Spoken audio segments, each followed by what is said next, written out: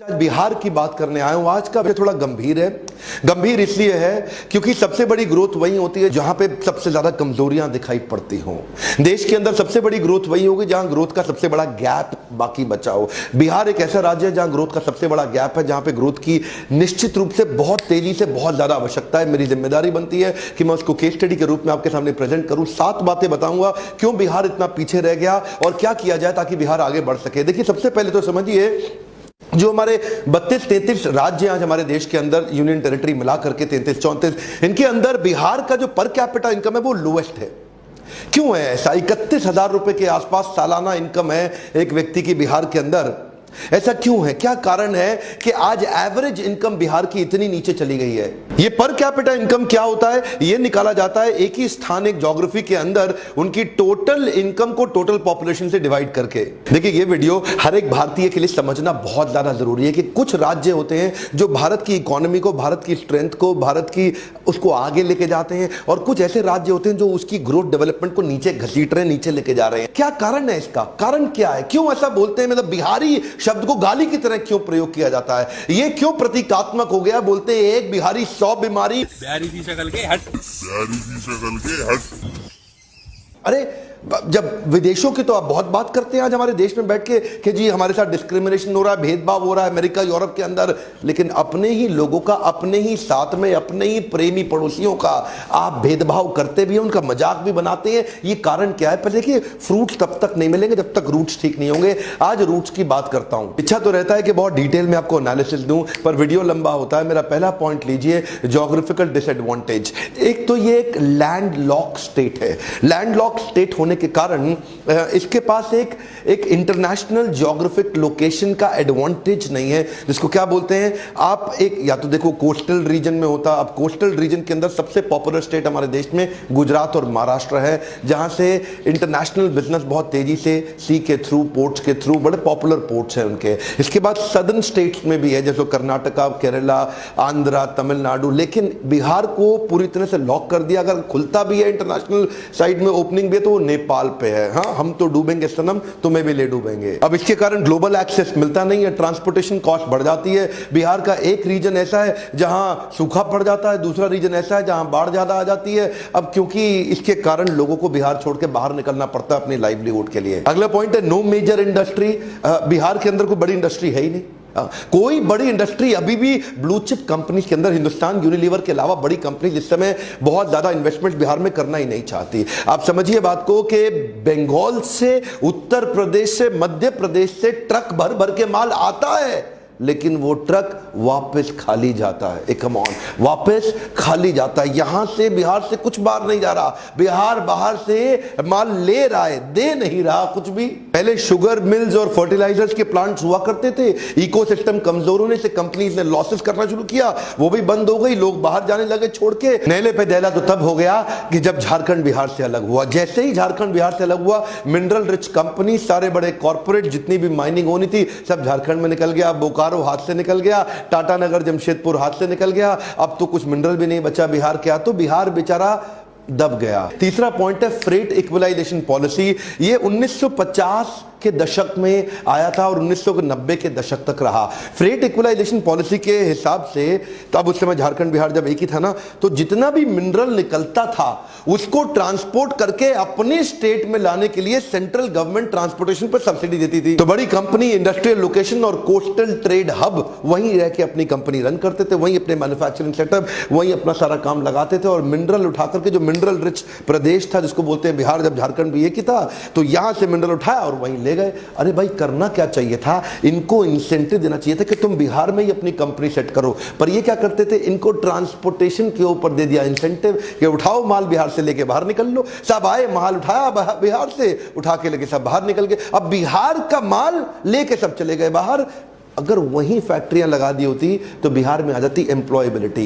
इधर का ना कल्चर बदल जाता। यहां पे एजुकेशन और एम्प्लॉयबिलिटी दोनों कम रही, इसीलिए इनकी नेशनल अर्निंग के मुकाबले बिहार की अर्निंग बहुत कम रह गई। मिनरल रिच स्टेट होने का कॉम्परेटिव एडवांटेज होते हुए भी इसको 1993 तक लूटा गया है। चौथा मेरा पॉइंट है, frog in the pond think it's an ocean.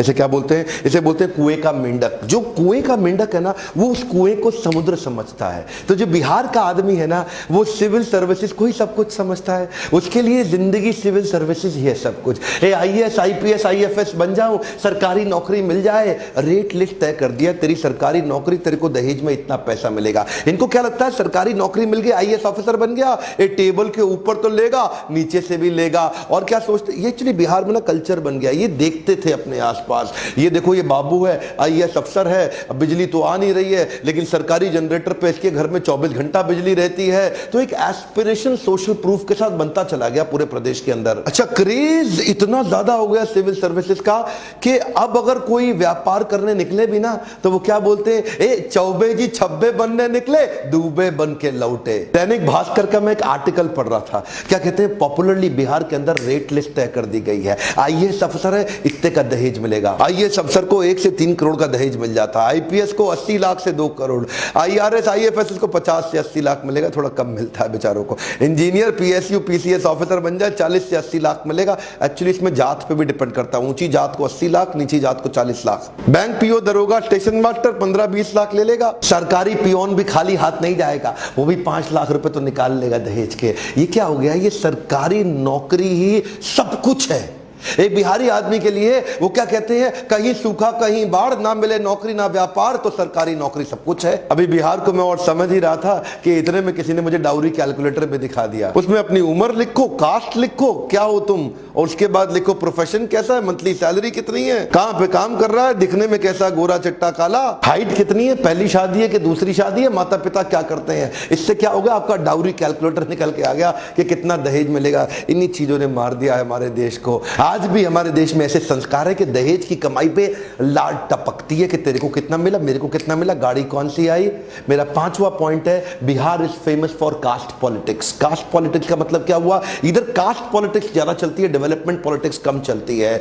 अच्छा देखो, हर चीज के फायदे नुकसान भी होते हैं। कास्ट पॉलिटिक्स का कुछ फायदा तो है। फायदा यह है कि पहले यहां पे जो ऊंची कास्ट होती थी वो नीचे वालों को बहुत दबाते थे पैसे से। अब वो उनको पैसे से दबाते थे, तो ये सोचे कि हम लोग जो है ना, सत्ता की पावर से, पॉलिटिक्स की पावर से अपने आप को खड़े करें, हमारे पास पैसा नहीं है। तो ये छोटी छोटी कास्ट के लोग इकट्ठे हुए और इन लोगों ने अपने आप को ऊंची का जात के लोगों के सामने अपने आप को ताकत से खड़ा किया।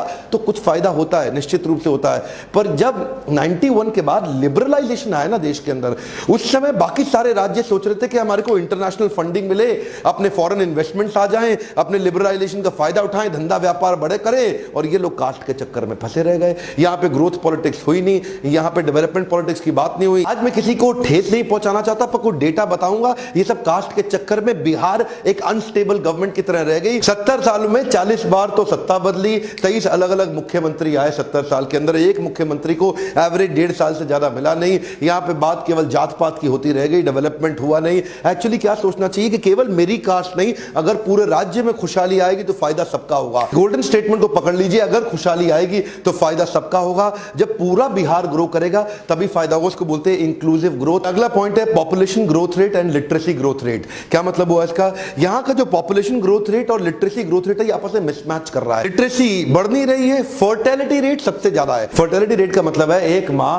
एवरेज सबसे ज्यादा अपने जीवन काल में बच्चों को जन्म बिहार की मां देती है। बाकी बहुत सारे राज्य ऐसे हैं जहां पे पढ़े लिखे राज्य हैं, वहां पे एक मां 2 से ज्यादा बच्चों को नहीं जन्म देती है, पर बिहार का सबसे ज्यादा। बिहार में भी 2 हिस्से हैं, एक जहां पे बिल्कुल पिछड़ी हुई जाती है, ना बिल्कुल पढ़ाई नहीं किया, बिल्कुल शिक्षा नहीं है, ज्ञान नहीं है, वहां एक मां 4 से 5 बच्चों को जन्म दे रही है। और जहां थोड़ी बहुत पढ़ाई करी गई वहां 3 बच्चों को। इसके कारण क्या हुआ, पॉपुलेशन बहुत ज्यादा और एजुकेशन बहुत कम। ध्यान दीजिए, कम ऑन, पॉपुलेशन सबसे ज्यादा तेज बढ़ा रहा है बिहार और एजुकेशन सबसे कम है, क्योंकि लिटरेसी रेट यहां पे 63% के नजदीक रह गया। बिहार का लिटरेसी रेट यानी कि जो पढ़ाई का, शिक्षा का दर है, सबसे कम है। नालंदा यूनिवर्सिटी जो विश्व की सबसे पहली, सबसे पॉपुलर, उसके होने के बावजूद, सबसे ज्यादा IAS प्रोड्यूस करने के बावजूद, यहां का एजुकेशन का जो एवरेज स्तर है ना, वो अच्छा नहीं हुआ। जो बहुत ही मेधावी, बहुत बुद्धिमान छात्र हैं, वो सबको छोड़ के आगे निकलने की कोशिश तो कर रहे हैं बिहार के अंदर, लेकिन वो कोशिश बहुत कम लोगों के अंदर है और बहुत सीमित जगह पे है।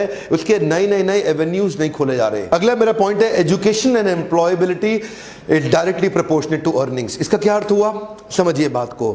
पॉपुलेशन से असर आता है एजुकेशन पे, एजुकेशन से असर आता है एम्प्लॉयबिलिटी पे। अब क्योंकि पॉपुलेशन बहुत ज्यादा है तो एजुकेशन उतनी हो नहीं पा रही है कवर, और उसके कारण एम्प्लॉयबिलिटी नहीं आ रही, क्योंकि स्किल बिल्डिंग एक्चुअल बिहार के अंदर जितनी होनी चाहिए थी वो हुई नहीं। अब थोड़े से कुछ आंकड़ों को देखते हैं इस पर कैपिटा इनकम के चार्ट को। 1950 से 51 तक बिहार का 204 रुपए था और पूरे देश का 265 था। 2013 तक बिहार बढ़ के 28,000 तक पहुंचा, लेकिन इतने में भारत बढ़ के 75,000 पे पहुंच गया। जिस स्पीड पे पर कैपिटा इनकम बिहार में बढ़ती है उससे कई गुना ज्यादा स्पीड पे ऑल इंडिया एवरेज आगे बढ़ जाती है। उनमें भी कुछ स्टेट्स हैं जो बहुत तेज आगे हैं, जैसे कि गोवा है और यूनियन टेरिटरीज में दिल्ली है। उसके बाद सिक्किम, हरियाणा, केरला, महाराष्ट्र, कर्नाटका। यहां पे एवरेज आदमी की इनकम बहुत अच्छी, लेकिन बिहार में एवरेज इनकम केवल 31,000 रुपया रह गई साल की। सिर्फ समस्या ही नहीं है, बहुत सारी अपॉर्चुनिटीज भी हैं, लेकिन यहां एजुकेशन पे फोकस और एटीट्यूड का बदलाव बहुत जरूरी है बिहार के अंदर। अनिल अग्रवाल तो आप जानते ही है ना, वेदांता ग्रुप के मालिक, केन्स वेदांता,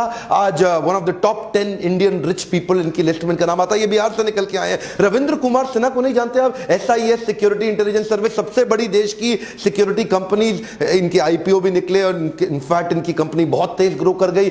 बहुत सारे ऐसे व्यापारियों को जरूरत है जो एम्प्लॉयबिलिटी जनरेट करके दे सके। वो मानसिकता से बाहर आना है कि भैया सरकारी, मेरे को तो सरकारी, इस मानसिकता से बाहर निकल के वो सारी बिजनेस और ग्रोथ अपॉर्चुनिटीज प्रोड्यूस करनी है। सबसे ज्यादा ग्रोथ वही होगी, लेकिन मैं वहां ध्यान देना चाहता हूं जहां कोई ध्यान नहीं देना चाहता। इसलिए मैंने बिहार पे केस स्टडी बनाया। क्यों नहीं बिहार, जो पंजाब से आगे हुआ करता था एक समय पे, आज पंजाब 3 गुना ज्यादा इकोनॉमी ग्रो कर गया बिहार के मुकाबले पिछले 40-50 सालों के अंदर। क्यों हुआ ऐसा? आज एवरेज एज के मुकाबले में बिहार में यंगेस्ट पॉपुलेशन है, सबसे ज्यादा यंग पॉपुलेशन पूरे देश की आज बिहार में मानी जाती है। इतना यूथ है, सबसे ज्यादा हार्ड वर्किंग पॉपुलेशन के मामले में बिहार का नाम आता है। बिहार में बहुत सारी अपॉर्चुनिटीज और पॉसिबिलिटीज है, बहुत सारी ग्रोथ की। पहला मेरा आपको केवल ये सुझाव है, अपने होराइजन को बड़ा करें और पॉसिबिलिटी